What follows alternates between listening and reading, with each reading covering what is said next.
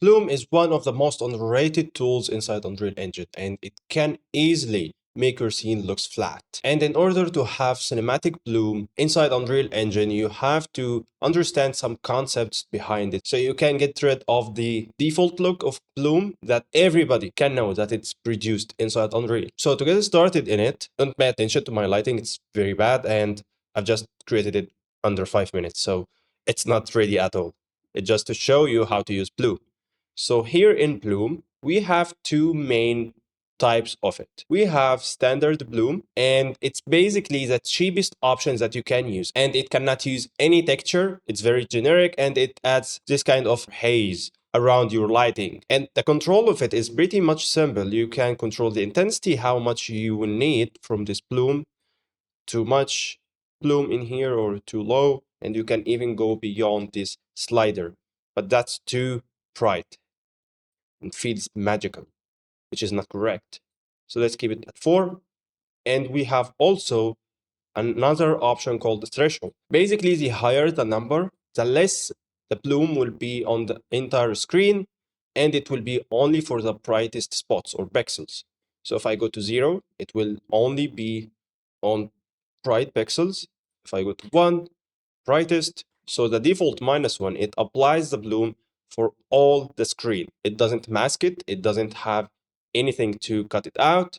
So on 0, it will be only for brightest spots. And we can notice that if we increased the intensity here, this is 0, this is -1, which is default. As you can see, it's applied on all the screen. And here on 0, it's only for brightest areas. So it could be much better if you want to use the standard one. And it's typically used for most games because it's the cheapest options that you can use in rendering, unlike the Convolution Bloom or the other type, which is heavier in calculation. Also in advanced settings, we have a lot of things to control here. We have the size scale. This is controlling how big or small the bloom is overall, not just for a specific layer of it. So as you can see now, as I'm controlling it like that. And also you can control the size layer by layer. So if we get closer to it and we can control it in here, so we can notice it even more. We can control this one to have it bigger, other one bigger, bigger, bigger. And as you can notice, it's getting bigger by default once you get to a higher number. And here is related to like overall size of it. And the same goes for the color. You can tint it as you want. You can control the color of it like that. Same goes here for this layer. You can control it like this. Pretty much like what you can do. For sure, not all the details like in DaVinci Resolve, but it's kind of gives you a lot of controls to make your bloom looks better without the need to go outside Unreal Engine and do all of this work. Because in games, you cannot do that simply. So I can do it whatever I want, any color that I want that could work for me. And it will be applied to the directional light or the main light source as well. So let's get all of these will be reset to default once we change the type of it. Because the other type of it is a convolution bloom. And pay attention what happens here because it's pretty much different than the default bloom or a standard bloom.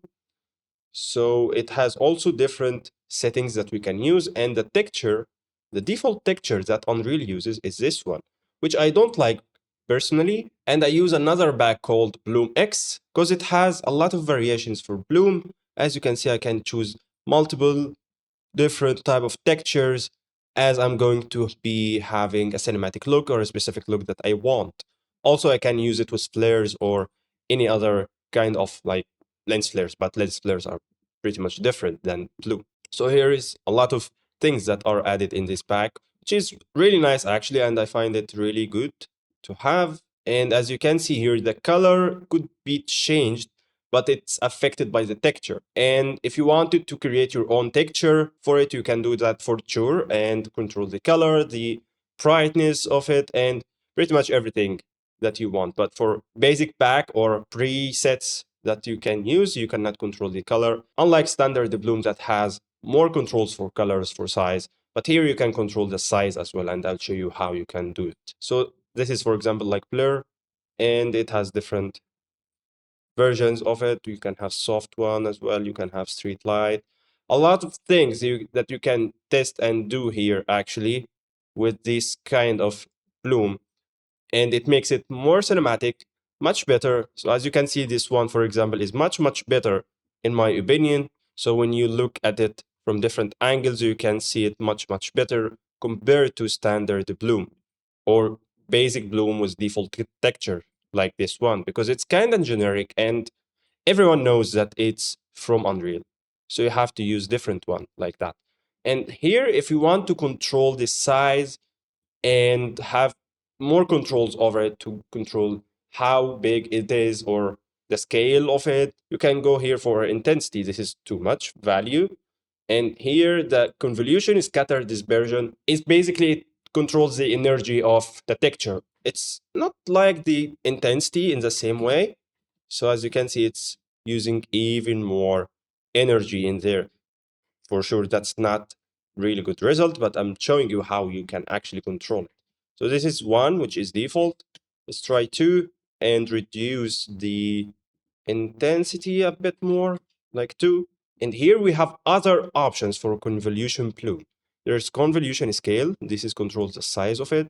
It will be clipped or reduced in size like that when I reduce it. And the convolution boost minimum, by default, it's set to 7, but I wanted to reduce it to 1 so I can have more shape of it or much better look of it. And the maximum if you want to clamp it to a maximum number, but I tend to keep it as default for a lot of cases. Also, the multiplier, its default is 15, so you can use it as well. It's more like intensity. And there is convolution buffer. So this one, if it's set to 1, it ensures that the bloom does not wrap across the screen. So it's pretty much basic setup in here. But the thing is, if you want to use that outside Unreal for any other software like DaVinci Resolve or Nuke, you will not be able to reproduce that inside your game, or if you are working on something that you cannot get out of Unreal. Also, there is another way of using it. You can use a Niagara system or a particle system with this texture or flare added to it, and you can assign it as a particle. And this could be placed manually and individually based on each light actor, which is more controllable than the bloom. And I believe it's more performant because you can distribute it in your scene as you want. It's not for the entire scene, and you can have more control over it. So that's basically pretty much about the bloom. And if you want to get more details, chat with others, get in a community, join from the link down below so you can group with other artists and talented people to ensure you are in the right spot. You can join for free and start sharing your thoughts in there. Thank you so much for watching and see you next time.